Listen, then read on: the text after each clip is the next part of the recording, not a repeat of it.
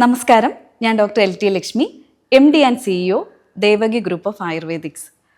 കുട്ടികളിൽ ഉണ്ടാകുന്ന വരണ്ട ചർമ്മം, ശരിക്കും പറഞ്ഞാൽ ഇതൊരു ആരോഗ്യ പ്രശ്നം എന്നുള്ളതിലുപരി രക്ഷകർത്താക്കളെയും കുട്ടികളെയും വളരെയധികം വിഷമിപ്പിക്കുന്ന ഒരു കാര്യമാണ്. എസ്പെഷ്യലി നമുക്കൊരു വിൻ്റർ സീസണൊക്കെ ആകുമ്പോൾ ഇത്തരത്തിൽ ഡ്രൈനെസ് ഉള്ള ഒരു സ്കിന്നുള്ള കുട്ടികൾ വളരെയധികം സഫർ ചെയ്യുന്നുണ്ട്.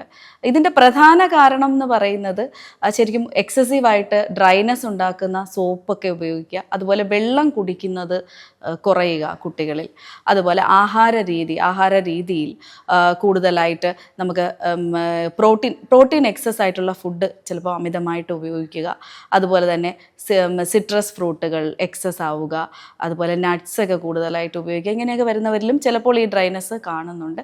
പിന്നെ മറ്റ് ചില അസുഖങ്ങൾ, ഇപ്പോൾ എക്സാമ്പിൾ പറഞ്ഞു കഴിഞ്ഞാൽ കോണ്ടാക്ട് ഡെർമറ്റൈറ്റിസ് പോലെയുള്ള കണ്ടീഷൻസ്, അതുപോലെ മറ്റ് ഡ്രൈ എക്സിമാസ് പോലെയുള്ള കണ്ടീഷൻ, എറ്റോപിക് ഡെർമറ്റൈറ്റിസ്. അപ്പോൾ ഈ എറ്റോപിക് ഡെർമറ്റൈറ്റിസ് എന്നൊക്കെ പറയുമ്പോൾ ഇത് എക്സ്പ്ലെയിൻ ചെയ്യാനായിട്ടുണ്ട്.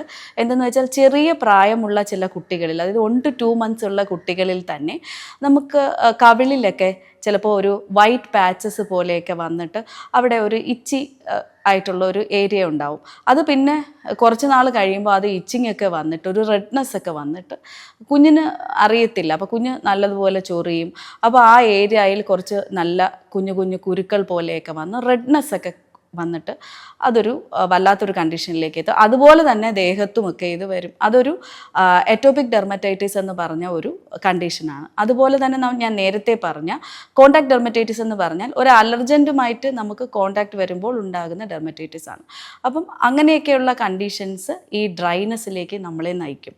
ഈ എറ്റോപിക് ഡെർമറ്റൈറ്റിസ് പോലെയുള്ള കണ്ടീഷൻസ് ശരിക്കും വളരെ വഷളായിട്ടായിരിക്കും നമ്മളടുത്ത് വരുന്നത്. ആദ്യമൊക്കെ ഇത് കാണുന്നവർ വൈറ്റമിൻ ഡെഫിഷ്യൻസി ആണെന്നോ അല്ലെങ്കിൽ വേറെ എന്തെങ്കിലും സ്കിന്നിലുള്ള റാഷ് ആണെന്നൊക്കെ പറഞ്ഞ് ട്രീറ്റ് ചെയ്യും, മോയ്സ്ചറൈസേഴ്സൊക്കെ യൂസ് ചെയ്തുകൊണ്ടിരിക്കും. പക്ഷേ ശരിക്കും യഥാർത്ഥത്തിൽ ഇതൊരു എറ്റോപിക് ഡെർമറ്റൈറ്റിസ് ആയിരിക്കും. ഇത്തരത്തിൽ ഡ്രൈനെസ് പെർസിസ്റ്റ് ചെയ്യുന്ന ഒരു ഡെർമറ്റൈറ്റിസ് തന്നെയാണ് ഇതും. അപ്പോൾ അതുപോലെ നമുക്ക് ഡ്രൈനെസ് ക്രിയേറ്റ് ചെയ്യുന്ന തരത്തിലുള്ള മറ്റ് അലർജിക് റീസൺസ്, അലർജിക് ആയിട്ടുള്ള കുട്ടികളിലും ഒക്കെ ഈ ഡ്രൈനെസ് പെർസിസ്റ്റ് ചെയ്യാനുള്ള സാധ്യതയുണ്ട്. അപ്പോൾ നേരത്തെ ഞാൻ ഈ എറ്റോപിക് ഡെർമറ്റൈറ്റിസ് പറഞ്ഞതുപോലെ തന്നെ ചില സാഹചര്യത്തിൽ ഇത്തരത്തിൽ അലർജീസ് വന്ന് ഇച്ചിങ് ഒക്കെ വന്നിട്ട് സ്റ്റെഫൈലോകോക്കസ് പോലെയൊക്കെയുള്ള ബാക്ടീരിയാസ് ഒക്കെ ഇൻവൈഡ് ചെയ്ത് ഹെയർ ഫോളിക്കിളിനകത്ത് വന്നിട്ട് അതിൽ നിന്ന് വീഴുന്ന വാട്ടറി എലമെൻറ്റ്സ് വീണിട്ട് അവിടെ ബ്ലിസ്റ്റേഴ്സ് പോലെയൊക്കെ വന്നിട്ട് ഡ്രൈനെസ്സും ചൊറിച്ചിലും ഒക്കെ ഉണ്ടാവാറുണ്ട്. അപ്പോൾ ഇത്തരത്തിലൊരു കണ്ടീഷൻ സാധാരണ ഗ്രാമപ്രദേശങ്ങളിലൊക്കെ പലപ്പോഴും ട്രീറ്റ് ചെയ്യുന്നത് ഒരു ചിലന്തി വിഷം എന്നൊക്കെ പറഞ്ഞ് അതിനെ ട്രീറ്റ് ചെയ്യും. അത് ഭയങ്കരമായ അപകടത്തിലേക്ക് കൊണ്ടുവന്നെത്തിക്കും. കണ്ടീഷൻ വളരെ വേഴ്സ്റ്റായിട്ടായിരിക്കും ഒരു ഡോക്ടറുടെ അടുത്തേക്ക് വരുന്നത്. അപ്പോൾ ഇതെല്ലാം ഡ്രൈനെസ്സിന് കാരണമാകുന്ന ചില രോഗാവസ്ഥകളാണ് എന്നാണ് പറഞ്ഞത്. അപ്പോൾ ഇനി മറ്റു ചില കാര്യങ്ങളെന്ന് പറഞ്ഞു കഴിഞ്ഞാൽ, ഇപ്പോൾ നമ്മൾ ഓവറായിട്ട് കെമിക്കൽസിൽ എക്സ്പോസ് ചെയ്യുക.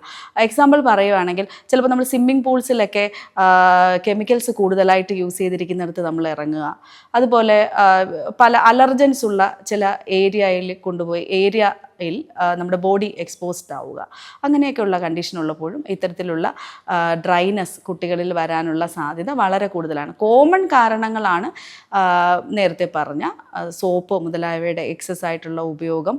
ബോഡി വാഷ്, സോപ്പ് എക്സസ് ആയിട്ട് ഉപയോഗിച്ച് കഴിഞ്ഞാൽ അങ്ങനെ വരുന്നുണ്ട്. കൂടാതെ നമുക്ക് ഈ പറഞ്ഞതുപോലെ ഹോട്ട് വാട്ടറിൽ ഉള്ള അമിതമായ കുളി, അതായത് ഒരു കുട്ടിക്ക് എപ്പോഴും ഒരു ഹോട്ട് വാട്ടർ ബാത്ത് എടുക്കണമെങ്കിൽ വളരെ കുറഞ്ഞ സമയം കൊണ്ട് കുളിച്ച് കയറണം, അല്ലാതെ കൂടുതൽ എക്സ്പോസ്ഡ് ആയി കഴിഞ്ഞാൽ ഒരു ഡ്രൈനെസ് പെർസിസ്റ്റ് ചെയ്യാനുള്ള സാഹചര്യമുണ്ട്. എപ്പോഴും ലൂക്ക് വാം വാട്ടർ അല്ലെങ്കിൽ ഇളം ചൂടുവെള്ളമാണ് നമ്മുടെ മോയ്സ്ചർ എലമെൻസിനെ നിലനിർത്താനായിട്ട് നല്ലത്. ഇനി ഇതിൻ്റെ പരിഹാര മാർഗങ്ങൾ എന്തൊക്കെയാണെന്ന് നോക്കാം. ശരിക്കും പറഞ്ഞു കഴിഞ്ഞാൽ നമ്മളിത് പരിഹരിക്കാൻ വേണ്ടി ഇതിലേക്ക് നയിക്കുന്ന സാഹചര്യങ്ങളെ ഒഴിവാക്കുക എന്നുള്ളതാണ് കോമൺ ആയിട്ട് ചെയ്യാനുള്ളത്. അപ്പോൾ കുട്ടി വെള്ളം കുടിക്കുന്നുണ്ടോ എന്നുള്ളത് എപ്പോഴും ശ്രദ്ധിക്കേണ്ടതാണ്. അതിന് നമ്മൾ മൂത്രത്തിൻ്റെ കളറ് ചെക്ക് ചെയ്യുക. ഡാർക്ക് യെല്ലോ കളറിലൊക്കെ പോകുന്നെങ്കിൽ ആഡിക്വേറ്റ് ആയിട്ട് കുഞ്ഞ് വെള്ളം കുടിക്കുന്നില്ല എന്ന് നമുക്ക് മനസ്സിലാക്കാം. ഒരു 20 കിലോ വരെയൊക്കെയുള്ള കുട്ടികളിൽ 1 to 2 liters എങ്കിലും വെള്ളം നമ്മൾ കുടിക്കണം. അപ്പോൾ അത് കുടിക്കുന്നുണ്ടോ എന്നുള്ളത് നമുക്കിങ്ങനെ യൂറിൻ പരിശോധിച്ചിട്ടേ നമുക്ക് മനസ്സിലാക്കാൻ സാധിക്കത്തുള്ളൂ. അപ്പോൾ അതുകൊണ്ട് തന്നെ കുട്ടിയുടെ യൂറിൻ ഒന്ന് നോക്കുക. പിന്നെ ശേഷം ഈ ഡ്രൈനെസ് എക്സസ് ആക്കുന്ന തരത്തിലുള്ള സോപ്പുകൾ, ക്രീമുകൾ, അതുപോലെ ബോഡി വാഷുകളൊക്കെ പരമാവധി ഒഴിവാക്കുക. അതോടൊപ്പം ഈ പെറ്റ്സ്, വീട്ടിൽ പെറ്റ്സ് ഒക്കെ ഉണ്ടെങ്കിൽ, അല്ലെങ്കിൽ നമ്മൾ ക്ലോത്ത്സ് ഒക്കെ വാഷ് ചെയ്യാതെയൊക്കെ യൂസ് ചെയ്യുന്നെങ്കിൽ അതൊക്കെ ഒഴിവാക്കി, ക്ലോത്ത്സ് ഒക്കെ പുതിയതായി വാങ്ങിയാലൊക്കെ വാഷ് ചെയ്ത് ഉപയോഗിക്കുക. അത് പെറ്റ്സുമായിട്ടൊക്കെയുള്ള കോണ്ടാക്ട്സ് ഇത്തരത്തിൽ അലർജിയുള്ള കുട്ടികളിൽ നിന്നും ഒന്ന് ഒഴിവാക്കുക. പിന്നെ ശ്രദ്ധിക്കേണ്ടുന്ന കാര്യം, ഇപ്പം ചില കെമിക്കൽസ് യൂസ് ചെയ്തിട്ടുള്ള സ്ഥലങ്ങളിൽ എക്സ്പോസ് ചെയ്യാതിരിക്കുക. എക്സാമ്പിൾ പറഞ്ഞാൽ നമ്മൾ സ്വിമ്മിംഗ് പൂൾസൊക്കെ ക്ലീൻ ചെയ്യാനും അതുപോലെ മെയിൻറ്റെയിൻ ചെയ്യാനൊക്കെ ആയിട്ട് കുറേ കെമിക്കൽസ് യൂസ് ചെയ്യുന്നുണ്ട്. അപ്പോൾ അത് ചിലർക്കത് ഒത്തിരി, ചില കുട്ടികളിൽ അത് വളരെയധികം അലർജിയൊക്കെ ഉണ്ടാക്കുന്നു. അപ്പോൾ ആ ഒരു സാഹചര്യം ഒഴിവാക്കുക എന്നുള്ളതാണ്. പിന്നെ നമ്മൾ ഒഴിവാക്കാൻ ശ്രമിക്കേണ്ടുന്നതെന്ന് പറഞ്ഞു കഴിഞ്ഞാൽ ഫുഡിലുള്ള അഡ്ജസ്റ്റ്മെൻറ്റ്സ് ആണ്. ഫുഡിൽ നേരത്തെ പറഞ്ഞു, എറ്റോപിക് ഡെർമറ്റൈറ്റിസ് ഒക്കെ പോലെയുള്ള അലർജീസ്, ഡ്രൈനസ് ഉള്ള കുട്ടികളിൽ പ്രോട്ടീൻ എക്സസ് ആയിട്ടുള്ള ഫുഡ് കഴിക്കുമ്പോൾ ഈ കണ്ടീഷൻ കൂടുന്നതായിട്ടാണ് കണ്ടിരിക്കുന്നത്. അപ്പോൾ നമ്മൾ പ്രോട്ടീൻ എക്സസ് ആയിട്ടുള്ള പാലും പാലിൻ്റെ ഉൽപ്പന്നങ്ങളും അതുപോലെ സിട്രസ് ഫ്രൂട്ടുകൾ അവർക്ക് അലർജി ചിലർക്ക് കാണുന്നുണ്ട്. അപ്പോൾ അത് ഒഴിവാക്കുക. അതുപോലെ നട്ട്സൊക്കെ കുറയ്ക്കാനായിട്ട് ശ്രദ്ധിക്കുക. ഫ്രൂട്ട്സിലോട്ട് കൂടുതൽ കോൺസെൻട്രേറ്റ് ചെയ്യുക. ആപ്പിൾ, പിയർ, അതുപോലെ ബ്ലൂബെറി, ബ്ലാക്ക്ബെറി, അങ്ങനെയൊക്കെയുള്ള ഇതൊക്കെ ഫ്രൂട്ട്സൊക്കെ വളരെ നല്ലതാണ്. ടൊമാറ്റോസ് നല്ലതാണ്. അപ്പോൾ അതൊക്കെ, അത്തരത്തിലുള്ള കുക്കുംബർ നല്ലതാണ്. അതൊക്കെ നമ്മൾ ശീലമാക്കാനായിട്ട് ശ്രദ്ധിക്കുക. കുട്ടികളെ ഇത് കൂടുതൽ കഴിക്കാനായിട്ട് പ്രേരിപ്പിക്കുക. ഇനി ഉള്ളത് ഈ മറ്റ് അസുഖങ്ങളുടെ ചികിത്സയാണ്. അപ്പോൾ ഇത് നമുക്ക് നോർമലി വീട്ടിൽ ചെയ്യാവുന്ന കാര്യങ്ങളാണ്. മറ്റ് രോഗങ്ങളുള്ളവർക്ക്, അതായത് എറ്റോപിക് ഡെർമറ്റൈറ്റിസ് പോലെയുള്ള കണ്ടീഷൻ, പിന്നെ അതുപോലെ കൺജനിറ്റൽ ഇഷ്യൂസ്, ചിലർക്ക് ജനറ്റിക്കലി ഭയങ്കര ഡ്രൈ സ്കിൻ ആയിരിക്കും. അവർക്കൊക്കെ ഒരു മോഡ് ഓഫ് ട്രീറ്റ്മെൻറ്റ്, ഒരു ഫിസിഷ്യനെ കൺസൾട്ട് ചെയ്ത് ട്രീറ്റ്മെൻറ്റ് എടുക്കേണ്ടതായിട്ടുണ്ട്. അവരും ഇത്തരത്തിലുള്ള കാര്യങ്ങളെല്ലാം ശീലിച്ചു വരിക. ഇത്തരത്തിലൊക്കെയുള്ള ഈ കൺജനിറ്റൽ ഇഷ്യൂസസ് ഒക്കെ പോലെയുള്ള കണ്ടീഷൻ ഉള്ളവർക്ക് ഓട്ട്മീൽ ബാത്ത് എന്ന് പറഞ്ഞൊരു കാര്യമുണ്ട്. അതെന്ന് വെച്ച് കഴിഞ്ഞാൽ ഓട്സ് നമ്മൾ പൊടിച്ചിട്ട് പൗഡർ ചെയ്തിട്ട് കുറച്ച് വെള്ളത്തിൽ കുഴച്ച് ദേഹത്ത് അപ്ലൈ ചെയ്ത് വാഷ് ചെയ്യുക എന്നുള്ളതാണ്. അത് നമുക്ക് വേണമെങ്കിൽ ബാത്ത് ടബിലൊക്കെ അപ്ലൈ ചെയ്തിട്ട് കുറച്ച് നേരം നിന്ന് കുളിക്കുകയൊക്കെ ചെയ്യാം. അപ്പോൾ അതൊരു നല്ലൊരു പരിഹാര മാർഗ്ഗമായിട്ടാണ് കണ്ടിരിക്കുന്നത്. അതോടൊപ്പം നമുക്ക് കോക്കനട്ട് ഓയിലിൻ്റെ പ്രിപ്പറേഷൻസ് പലരിലും ഡ്രൈനസ്സിന് നല്ലതാണ്, എന്നാൽ ചിലരിൽ നല്ലതല്ല എന്നും കാണുന്നുണ്ട്. അത് അക്കോർഡിംഗ് ടു സ്കിന്നിൻ്റെ ടെക്സ്ചറൊക്കെ അനുസരിച്ച് ഡോക്ടറെ കൺസൾട്ട് ചെയ്തിട്ട് ഒരു തീരുമാനം. അതായത് ഉരുക്ക് വെളിച്ചെണ്ണ പോലെയുള്ളത് വളരെ നല്ലതായിട്ടാണ് കാണുന്നത്. ആയുർവേദത്തിൽ നമുക്ക് ഏലാദി തൈലം, കൂടുതലും പലരും നാൽപ്പാമരാതി തൈലമൊക്കെ യൂസ് ചെയ്യുന്നതായിട്ട് കണ്ടിട്ടുണ്ട്. എൻ്റെ ക്ലിനിക്കൽ എക്സ്പീരിയൻസിൽ കൂടുതൽ റിസൾട്ട് കിട്ടിയിരിക്കുന്നത് ഏലാദി തൈലമാണ്. ഏലാദി കോക്കനട്ട് ഓയിൽ, ഏലാദി തൈലം മുതലായവ നല്ല റിസൾട്ട് തരുന്നതായിട്ട് കണ്ടിട്ടുണ്ട്. സർവാംഗ തൈലം പോലെയുള്ളവയുണ്ട്. കറ്റാർവാഴ ചേർത്തിട്ടുള്ള പ്രിപ്പറേറ്ററി മെഡിസിൻസ് ഉണ്ട്. അലോവേറ ജെല്ലുണ്ട്. അപ്പോൾ അത്തരത്തിലൊക്കെ ഉള്ളത് നമുക്ക് ഈ സ്കിൻ കണ്ടീഷൻസ്, സ്കിന്നിൻ്റെ ഡ്രൈനെസ് ഒക്കെ കറക്റ്റ് ചെയ്യാൻ വളരെ എഫക്റ്റീവായിട്ടാണ് കണ്ടിരിക്കുന്നത്. അതുപോലെ നമുക്ക് ആയുർവേദത്തിൽ നെയ്കൾ ഉള്ളിലേക്ക് കൊടുക്കുന്ന പലതരത്തിലുള്ള മെഡിക്കേറ്റഡ് ഘൃതം എന്നാണ് പറയുന്നത്. നെയ്യ് ഉള്ളിലേക്ക് കൊടുക്കുന്ന തരത്തിലുള്ള ചികിത്സാ വിധികളുണ്ട്. അത് ശരിക്കും ഒരു ഡോക്ടറെ കൺസൾട്ട് ചെയ്തിട്ട് ഈ കുട്ടിയുടെ ഒരു പ്രകൃതിയും അത് ജീവിക്കുന്ന സാഹചര്യവും അതായത് അവരുടെ ക്ലൈമറ്റിക് ചേഞ്ചും ഒക്കെ കൺസിഡർ ചെയ്തിട്ട് ഡോക്ടറുടെ നിർദ്ദേശപ്രകാരം മാത്രം നമ്മൾ ഇത്തരത്തിലൊക്കെയുള്ള ഒരു ട്രീറ്റ്മെൻറ്റ് സ്വീകരിക്കുന്നതാണ് നല്ലത്. പിന്നെ എപ്പോഴും പറയും, നമ്മൾ ഡ്രൈനെസ് കുറയ്ക്കാനും അതുപോലെ ബോഡിയുടെ മോയ്സ്ചർ എലമെൻറ്റ്സ് മെയിൻറ്റെയിൻ ചെയ്യാനും ഏറ്റവും നല്ലൊരു ഉപാധി എന്ന് പറഞ്ഞാൽ കടൽ വെള്ളത്തിലുള്ള കുളിയാണ്.